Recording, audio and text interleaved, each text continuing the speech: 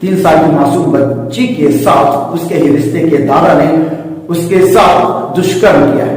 मामला तब प्रकाश में आया जब पंचायत में इस मामले को सुलझाने का प्रयास किया गया।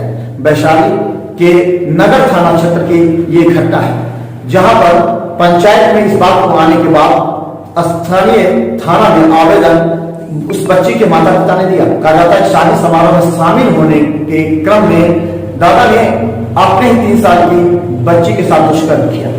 इस मामले को प्रकाश में आते ही प्रशासन हरकत में आई और छापेमारी की जा रही है। वैशाली में घटी इस घटना की काफ़ी निंदा की जा रही है।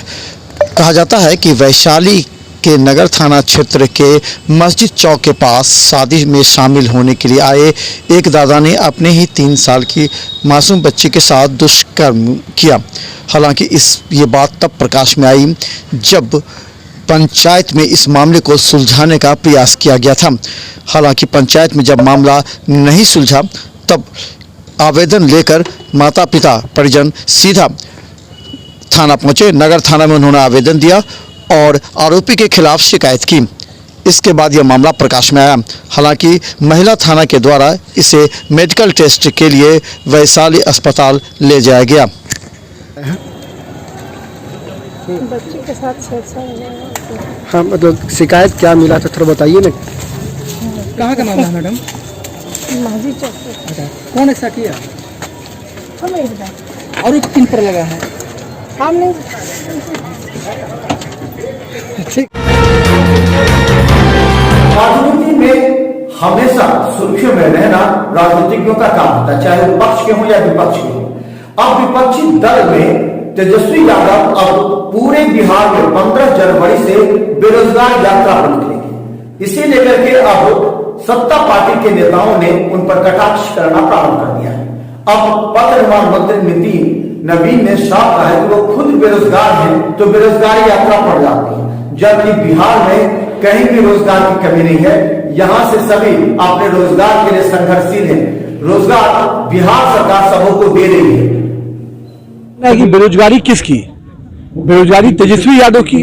तो अगर उनकी बेरोजगारी को दूर करना वो चाहते हैं तो बिहार की जनता उनकी बेरोजगारी को दूर नहीं करने जा रही है। क्योंकि बिहार के युवाओं को जब उनके समय 300 करोड़ का बजट रहता था पथ निर्माण में, आज 1.5 लाख से ऊपर का बजट हम लोग के अपने विभाग का बजट है, जिसमें 1.5 लाख करोड़ के अगर काम हो रहे हैं तो बिहार के लड़के उसमें काम कर रहे हैं। रोजगार का 46,000 केवल पिछले 1 साल में श्रम विभाग में हुआ। हम लोगों ने CSC के माध्यम से कॉमन सर्विस सेंटर बनाया जिसमें कई युवाओं को नौकरी मिली। आज हम लोग देख सकते हैं कि पूरे बिहार में उद्यमी योजना को लेकर हम लोगों ने कितने पहल किया। तो आज किनके रोजगार? बिहार के युवा तो रोजगार गए, पलायन के लिए मजबूर किसने किया? उनकी सरकार, राजद का लालू जी की परिवार ने किया। और आज वो बेरोजगारी की, इसका मतलब उनको अपनी बेरोजगारी की चिंता है। तो मैं उनको बताना चाहता हूं कि बिहार की जनता उनको कोई रोजगार नहीं दे रही है, वो बेरोजगार हैं और बेरोजगार रहेंगे। उन्होंने कहा कि बड़ी ऐतिहासिक रैली बुलाएंगे गांधी मैदान में। ना ऐतिहासिक तो हमेशा लाठी पिलावन उन्हीं की ना रैली हुई है। तो जनता ने भी उनको क्या पिलवाया था मालूम है? धूल चटाने का काम किया था। तो जो लाठी पिलावन रैली कर, रैली से अगर जनता का मैंडेट वो समझने की कोशिश कर रहे हैं तो अपने पिताजी से पूछना चाहिए उनको कि पिछले रैलियों का इतिहास क्या रहा। और एक बार और बड़ी रैली कर लेंगे तो उसका और इतिहास कितना स्वर्णिम होगा, समझ में आ जाएगा। दूसरी तरफ जीतन राम मांझी के बयानों से पल्ला झाड़ते हुए सीधा नितिन नवीन ने कहा कि उनको सीनियर नेता है, उनको इस तरह का बयान नहीं देना चाहिए था। हालांकि चौतरफा जीतन राम मांझी के बयानों की निंदा की जा रही है तो सत्ता पक्ष उससे अलग हो रहा है, क्योंकि ये भी गठबंधन में शामिल है। इस तरह उनसे विपक्ष अवश्य सवाल पूछेंगे कि आखिर जीतन राम मांझी जब सवाल इस तरह की बात कर रहे हैं तो सत्ता पक्ष के लोग चुप क्यों बैठे हैं?